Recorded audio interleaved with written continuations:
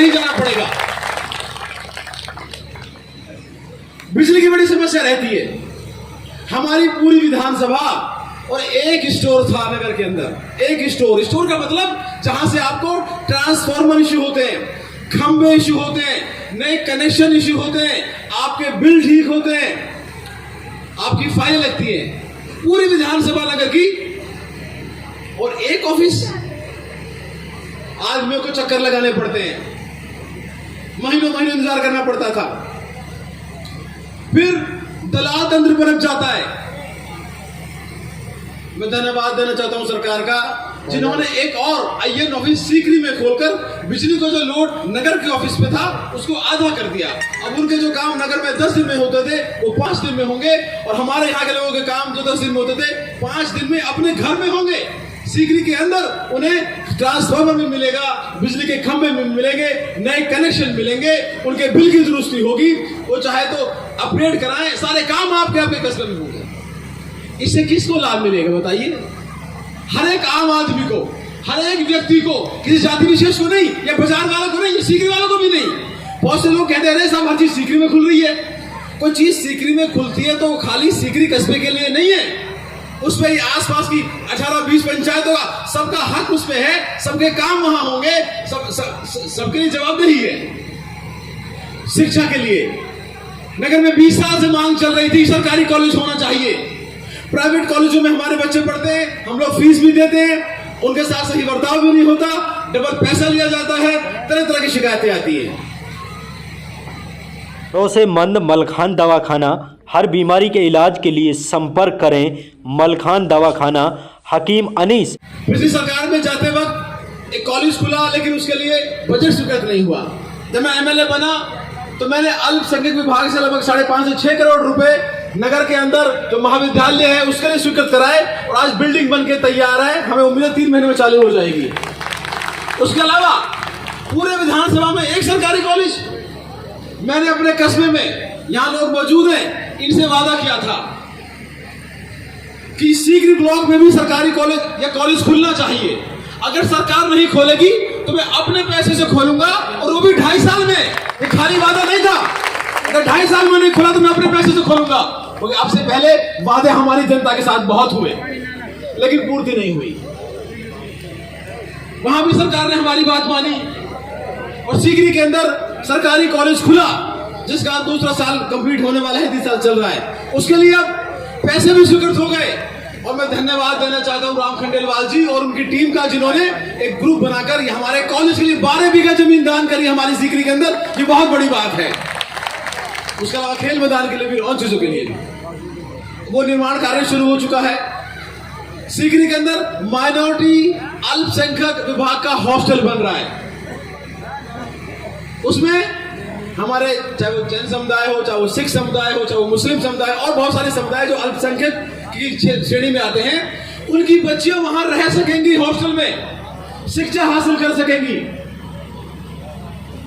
मैंने खुद ने, हमारी माता जी ने 2 बीघा जमीन उसके लिए दान दिए, ताकि हमारी बच्चियां पढ़ें। बहुत नेता आए होंगे आज से पहले, सबने आपकी जेब काटी है। आप अपने आप से सवाल पूछ के देखिए, वहां मेरे बच्चे नहीं पढ़ेंगे उस हॉस्टल में, आप सबके बच्चे पढ़ेंगे, ताकि यहां का स्तर अच्छा हो, यहां शिक्षा अच्छी मिले, यहां तरक्की हो, यह इलाका बदले। जो इल्जाम हम पे लगा दिया जाता है, ये तो विवाद क्षेत्र है, टटलूबाजी होती है, गौकशी होती है, बदनामी करी जाती है। 4 आदमी गुनाह करते हैं और पूरी कौम को एक कलम से बदनाम कर दिया जाता है, वो कैसे बदलेगी? शादी ब्याह के लिए हर कोई सोचता है कि मैं सामान कहां से खरीदूं जो अच्छा भी हो और सस्ता भी हो। तो हम आपको बताते चले कि अगर आप सस्ते दामों में अच्छा सामान खरीदना चाहते हैं तो रियाज फर्नीचर सीकरी से खरीदें। हर सामान की गारंटी मिलेगी। आप एक ही दुकान से पूरा सामान खरीद सकते हैं, जैसे बेड, अलमारी, cooler, fridge, washing machine, sofa set, शादी का पूरा सामान। तो स्क्रीन पर दिए गए नंबर पर संपर्क करें। और अगर नहीं बदलेगी तो धीरे धीरे हम लोग अछूत होते जा रहे हैं। लोग नफरत करने लगे हमसे। सच्चाई कैसे सामने आएगी? हम लोग समझे, अपनी जिम्मेदारी समझे, भाईचारा कैसे बढ़ाएं, क्या माहौल देना चाहते हैं हम आने वाले कल में अपने बच्चों के लिए। क्या हम चाहते हैं कि हमारे बच्चे भी रोड पे भीड़ तंत्र बन के किसी पे हमला करें? कानून हाथ में ले? नहीं, हमें चाहिए अच्छी शिक्षा, हमें चाहिए अच्छे रोजगार, हमें चाहिए कारोबार, हमें चाहिए सुख शांति, हमें चाहिए अच्छी कानून व्यवस्था, हमें चाहिए जो सरकारी सुविधाएं हैं, चाहे वो बिजली है, पानी है, ये वक्त पे मिल जाए। हमें चाहिए हमारे बच्चे या बेटियां शाम को बाजार से सामान लेने जाएं तो चिंता मत हो। हमें चाहिए कि हमारे बच्चे स्कूल जाएं तो हम निश्चिंत हो कि हमारे बच्चे वक्त पे, टाइम पे, सुरक्षित घर में वापस आएंगे। हमें चाहिए कि रात को कोई मोटरसाइकिल लेके जा रहा है तो आराम से अपने घर पहुंचे। हमें चाहिए कि कोई बुकी वाला, ट्रैक्टर वाला अगर कोई जा रहा है तो प्रशासन उससे उगाही मत करे, उसकी जेब मत काटे। अच्छा माहौल ये हमें चाहिए। लेकिन आज के माहौल में क्या करा जा रहा है? एक फिल्म बनी अभी, कश्मीर फाइल्स। वो कश्मीर में सन 90 के दशक में आतंकवादियों ने बहुत जुल्म किया, इसमें कोई दो राय नहीं है। वहां पे कश्मीरी पंडितों के साथ जुल्म हुआ, उन्हें वहां घर छोड़ने पे मजबूर किया गया। आतंकवादियों ने वहां बड़ी साजिश की, हजारों संख्या में लोग मारे गए। उसमें सभी लोग थे, सब तरह के लोग थे। दुख की बात है, आप उनके परिवार से मिलो, उनका पता है उनका क्या जवाब है कि भगवान या ईश्वर किसी के साथ ऐसा ना करे। ऐसे और भी हादसे इस देश में हुए। सन 47 की बात है, क्या हजारों लोगों ने यहां से पलायन नहीं किया? आज हमारे यहां कस्बे के अंदर जो पंजाबी समाज है, शरणार्थी समाज है, इनके पूर्वज पाकिस्तान से यहां आए थे। मैं तो हमेशा इनका एग्जाम्पल देता हूं कि मुश्किल से 70-75 सालों के अंदर इन्होंने खाली हाथ आए थे, अपना घर बसाया, अपने आप को स्थापित किया, कारोबार में सफल हुए, शिक्षा में सफल हुए। इनसे पूछिए इनकी दर की दास्ताएं, ये कितनी मुश्किल में वहां से आए होंगे। हमारे पूर्वज यहां से गए, हमारे पूर्वज यहां से गए, यहां भी लोगों की जाने गई। तो क्या उन सभी समाजों को हम नफरत करने लग जाए? क्या कुछ आदमियों की गलती से हम आपस में लड़ने लग जाए? आज 30 साल पहले जो हुआ उस वक्त के हालात होंगे, क्या आज के हालात हमें अच्छे नहीं करने? क्या आज भी हम वही हालात पैदा करना चाहते हैं? क्या आज भी हम यही चाहते हैं कि किसी वर्ग, किसी समूह के साथ ऐसा ही हो? किस तरह की स्पीचें जो है कि सिनेमा घरों में आप लोग देख रहे हैं, ये कैसे समाज का निर्माण हो रहा है? और ये कौन लोग हैं जो ये निर्माण कर रहे हैं? ये अवसरवादी लोग हैं, ये आपको बांट के आपकी वोट लेना चाहते हैं, अपनी ताकत हासिल करना चाहते हैं, और ये करते आए हैं ऐसा पिछले कुछ सालों से, दशकों से ऐसा हो रहा है। और जब ऐसा होता रहेगा तो आपके काम पे कोई ध्यान नहीं देगा। क्यों? कोई ताकत तो घर बैठे मिल रही है। हमें समझना पड़ेगा, आपको समझना पड़ेगा अपने आने वाले कल के लिए। आने वाले कल के बारे में सोचिए, अपनी नस्लों के बारे में सोचिए, अच्छे निर्णय लें, मिलकर काम करें। इस बार भी मुख्यमंत्री जी ने नगर का बहुत ध्यान रखा, हमारी सीकरी का बहुत ध्यान रखा। जो बिजली का 132 केवी का हमें पहले बजट में मिला था, उसको 220 केवी में कर दिया। मतलब भरतपुर के बराबर अब बिजली घर आपकी सीकरी में बन रहा है। अब आने वाली 3, 4, 5 तहसीलों को यहां से लाइट जाएगी। हमारे किसानों को जो रात को लाइट मिलती है सर्दियों में, उससे छुटकारा मिलेगा। हमारी बिजली की जो लाइटें आ रही है पहले से अच्छी मिलेंगी, ताकि हमारे बच्चे पढ़ सके। अभी आजकल फिलहाल काफी परेशानी चल रही है बिजली में। 2 और छोटे बिजली घर दिए हैं ग्रामीण क्षेत्रों में, पालकी में और टेकड़ी में, देश की पंचायत में, ताकि बिजली का नेटवर्क अच्छा हो। उप जिला अस्पताल पूरे जिले के बराबर जो दूसरा बड़ा अस्पताल बनेगा वो आपके नगर में बनेगा। लगभग 35 डॉक्टर वहां बैठेंगे, आंखों के, नाक के, बच्चों के, औरतों के, हड्डी के, हर तरह के डॉक्टर वहां बैठेंगे। हर एक गरीब आदमी को उसका लाभ मिलेगा, हर एक आम आदमी को उसका लाभ मिलेगा। कृषि महाविद्यालय एक और दिया है, जहां 20 साल में हम नगर में 1 कॉलेज सरकारी खोल पाए। इन पिछले 3 सालों में मुख्यमंत्री ने 2 सरकारी कॉलेज आपको दे दिए, तो हमारे बच्चे वहां पे कृषि विद्यालय में शिक्षा हासिल कर पाएंगे। देवनारायण आवासीय विद्यालय गुर्जर समाज के बच्चों के लिए जो आवासीय विद्यालय होता है उसके लिए हमने मांग करी मुख्यमंत्री जी से कि हमारे यहाँ बड़ी संख्या में गुर्जर समुदाय भी है, उनके लिए भी शिक्षा वेलफेयर में काम होना चाहिए। तो लगभग 15 करोड़ रुपए मुख्यमंत्री जी ने मंजूर करे हैं ताकि हमारे आवासीय बच्चे वहां पढ़ सके। शिक्षा सबका हक है, जरूरतें सबकी हैं। हम अलग समाज के, अलग जात के, अलग धर्म के हो सकते हैं, पर हमारी जरूरतें एक हैं। आज गर्मी मौसम आ रहा है, हम सब लोग इसके साथ हैं। बारिश भी आएगी, सर्दी भी, हम एक इलाके के रहने वाले हैं, इसीलिए सबको साथ लेके चलने की जरूरत है। जालुकी के अंदर हमेशा लोग मांग करते हैं, सब हमारे आज तक कोई काम नहीं हुआ। मुख्यमंत्री जी ने जालुकी को तहसील बनाया और अब 8 ग्राम पंचायतों की प्रपोजल बन के जा चुका है। वहां जमीन आवंटित होने का भी प्रपोजल बन के जा चुका है। अभी तो बजट खत्म में नहीं हुआ, सरकार बहुत जल्दी ही वहां पे उप तहसील खोल देगी। और खोवाटी हमारी जो है बहुत बहुत बहुत प्यारा इलाका है। जरकोट गांव, आदि बद्री जैसे तीर्थ स्थल वहां मौजूद हैं, प्यारे प्यार से लोग रहते हैं। वहां भी लोगों को बड़ी परेशानी होती है जब दूर दूर जाते हैं। तो मैं मुख्यमंत्री जी का स्पेशल धन्यवाद देना चाहता हूं, जिन्होंने दोबारा मेरे कहने पे कि मुख्यमंत्री जी ये एक और बहुत जरूरी काम है जो रह गया है, इसको आप करिए। और उन लोगों को बहुत उम्मीद थी पहले से ही, जैसे मैंने उनसे कहा। तो खो के अंदर उप तहसील की घोषणा हुई है, तो खो वालों को भी बहुत बहुत बधाई। अब जरूरत के अंदर हमारा बड़ा अस्पताल बड़ा हो गया, तो विधानसभा का कोई कोना नहीं बचा जहां सरकार ने काम ना किए हो। और ये वो काम नहीं है जो एमएलए करते थे, ये वो काम है जो विधानसभा से होते हैं, जो सरकार मुख्यमंत्री से होते हैं। क्योंकि आप लोगों ने मुझे इतनी बड़ी पंचायत में इसलिए भेजा है। ये नाली, ये सड़कें, ये गलियां, ये बनेंगी, ये फिर टूटेंगी, ये फिर बनेंगी। लेकिन ये ऐतिहासिक काम, अफसर आपके पास बैठे, आपसे नजदीक बैठे, आपका वक्त पे, टाइम पे आपको अवसर मिल पाए, आपके काम आसानी से हो जाए, इससे हर एक वर्ग, गरीब आदमी, अमीर आदमी, हर तरह के लोगों को लाभ मिलेगा, ऐसा हमारा प्रयास है। बेरोजगार इलाका है, बुराइयां पनपती हैं, इसके लिए हमने मुख्यमंत्री जी से गुजारिश की। तो बास बुर्जा के अंदर 650 बीघे का सर्वे हुआ और वो प्रस्ताव हो चुका है। एनसीआर से इस इलाके को निकाल दिया गया है। अभी आपत्तियां मांगी है, सरकार का प्रोसीजर होता है जो एनसीआर के चक्कर में नहीं बन पा रहा था। अब आपत्तियां लॉन्च हुई है करीब 150 या 200 ये पूरे इलाके को बदलने के लिए। पर पूरी उम्मीद है जैसे जैसे ये ड्राफ्ट तो एनसीआर का 2041 मंजूर होता है, हम एनसीआर से हटकर हमारे यहाँ इंडस्ट्रियल एरिया बनेगा। हमें ये जो आम नागरिक बैठे हैं, जो कम पढ़े लिखे लोग हैं, अनपढ़ लोग हैं, उनको भी रोजगार मिलेगा। वो भी 2 वक्त की हक हलाल की रोजी रोटी कमा के अपने घर लेके आएंगे ताकि उनके बच्चे सुबह शाम को सब्जी खा सकें, अच्छा व्यापार कर सकें। वहां पे जो ये मुंबई एक्सप्रेस में निकल रहा है, इसका एक एग्जिट तो आपके घाटा बसी के अंदर है और दूसरा जो रास्ता है उतरने चढ़ने का वो सीतड़ में है, तो लगभग आधे घंटे की दूरी पे है। हमने मुख्यमंत्री जी से स्पेशल निवेदन किया कि साहब हमारे इलाके के लिए यहाँ से रास्ता अगर मिल जाए तो हमारे व्यापारियों को हमारे यहाँ इंडस्ट्रीज लग सके, हमारे व्यापारियों को आने जाने में आसानी हो जाए, यहाँ जॉब के संसाधन पैदा हो ताकि इलाके में बदलाव आए।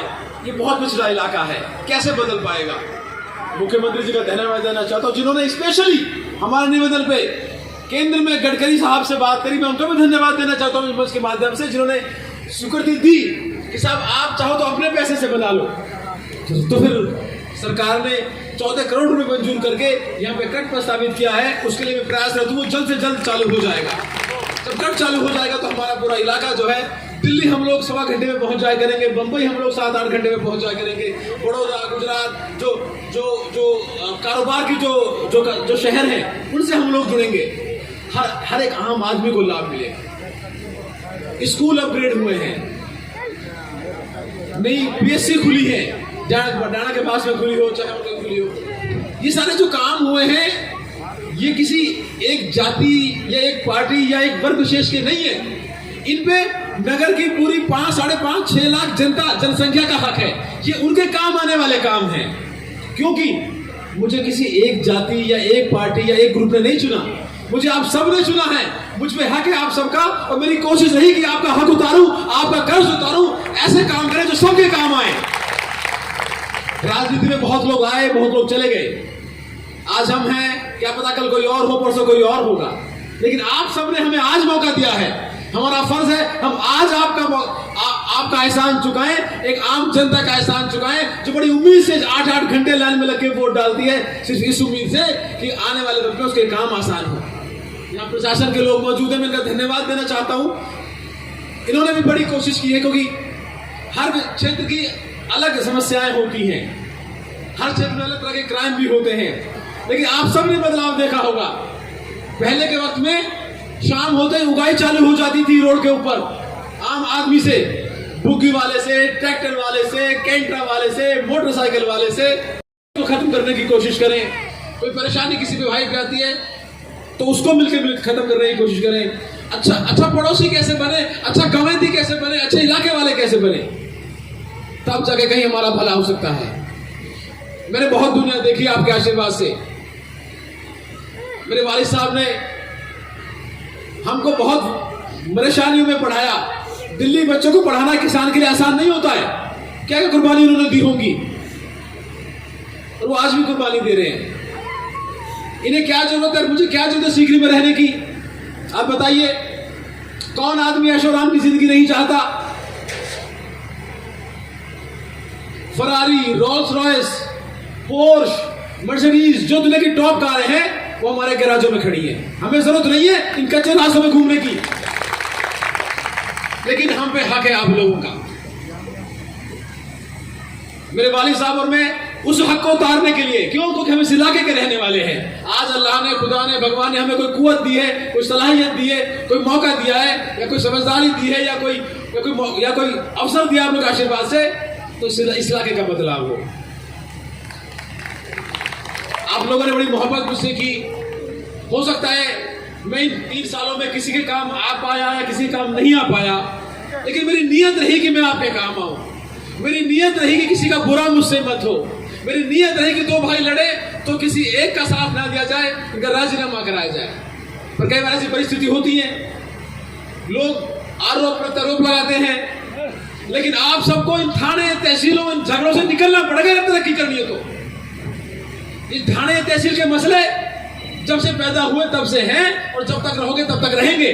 इससे कल सुधरने वाला नहीं है, हमारे बच्चों की जिंदगी बदलने वाली नहीं है। हम आगे बढ़े, तरक्की करें, कारोबार कैसे करें, हक हलाल ईमानदारी की रोजी रोटी कैसे कमाएं, जब तक इस पर ध्यान नहीं देंगे हम आगे नहीं बढ़ सकते, इलाका नहीं बदल सकता। आप लोगों ने मुझे हमेशा प्यार दिया है, और जिस तरीके से आज पूरे कस्बे ने प्यार और मान सम्मान हमें दिया, तो बहुत शुक्रगुजार हूं। ये जो काम है ये इतने आसान नहीं है होने।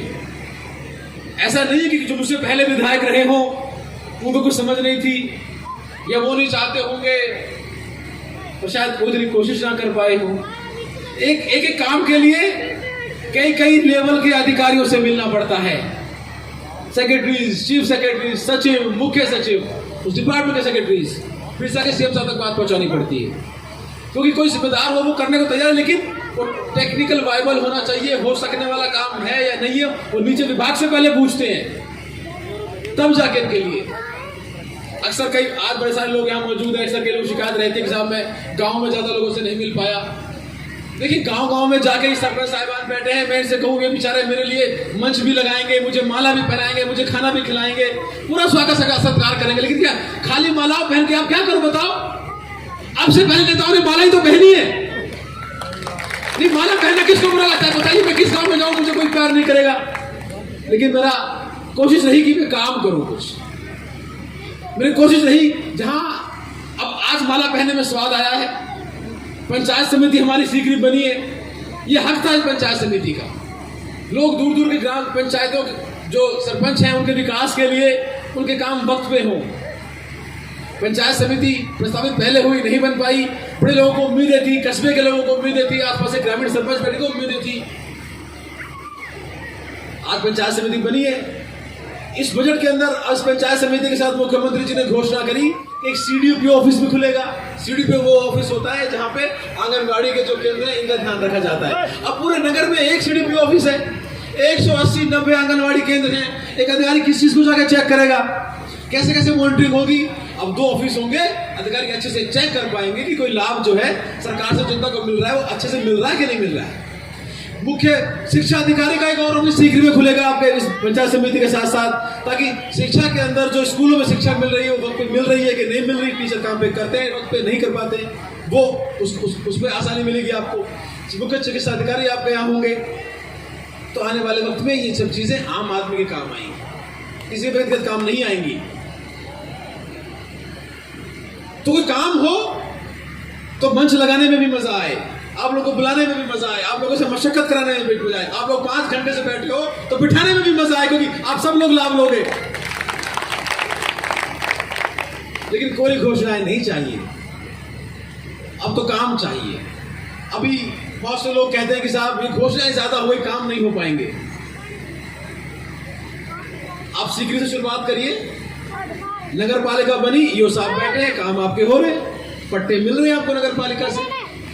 तहसील बनी, तहसीलदार जी बैठे हैं, अंकित गुप्ता जी, आपके काम हो रहे हैं। उपखंड बना, उपखंड का चार्ज ले रखा है एसडीएम साहब ने, आपके काम हो रहे हैं। आईएन ऑफिस बना, आईएन साहब आ चुके हैं, क्या नाम पता नहीं उनका, नए मोहम्मद शेख, हाँ कोई मोहम्मद शेख, अभी आईएन साहब लगे हैं सिगरी के अंदर, वो आके चार्ज ले लिया उन्होंने, आपका काम चालू हो चुका है। बिजली घर की घोषणा हुई, आप जाके देखिए डाबक के अंदर 15-15 फुट दूरी ऊंची दीवार खड़ी है, काम चल रहा है। कॉलेज की घोषणा हुई, आप जाके देखिए बाउंड्री हो चुकी है, काम चल रहा है उसका। हॉस्टल जो बन रहा है वो बन रहा है, उसकी नींव भर चुकी है। देखिए ये जो काम है ये कोई आसमान से बन के रेडीमेड नहीं आते कि दुकान पे लाओ, लाके लगा दो और कल से बिठा दो। सरकार के काम होते हैं, वक्त लगता है उनमें। घोषणा होगी, टेक्निकल चीजें बनेंगी, उसमें बजट भी आएगा, फिर बिल्डिंग बनना चालू होगी, लेकिन 3 ही साल तो सरकार को हुए।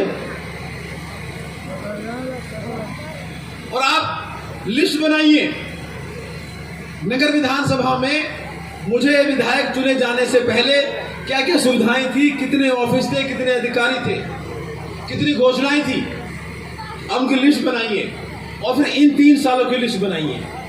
आपको आपका उत्तर खुद मिल जाएगा कि क्या क्या काम हमारे यहाँ हुए। और जो और बाकी जो घोषणाएं हैं, उपजिला अस्पताल हुआ, उसके लिए कोशिश, अब आज घोषणा हुई है, कुछ चीजें टेक्निकल चीज में अटक जाती है। ट्रॉमा सेंटर हमारा नहीं बन पाया क्योंकि नगर में 1 साल से 3 करोड़ रुपए के पड़े हैं, लेकिन जगह नहीं मिल पाई। अब इसमें किसकी कमी, सब सरकार की तो कमी है नहीं, कई बार ऐसी टेक्निकल चीजें फंस जाती हैं। एडीजे कोर्ट, वकील साहिबान यहाँ बैठे हैं, बेचारे बहुत इन्होंने मेहनत करी, 20-30 साल से मांग थी, इन्होंने लेटर लिखे हाई कोर्ट, कहां वहां से जब प्रस्ताव मांगे जाते थे तो डीग वाले लोग या फिर और जो लोग हैं वो ये प्रस्ताव लेके भेज देते थे कि साहब ये तो जरूरत ही नहीं है।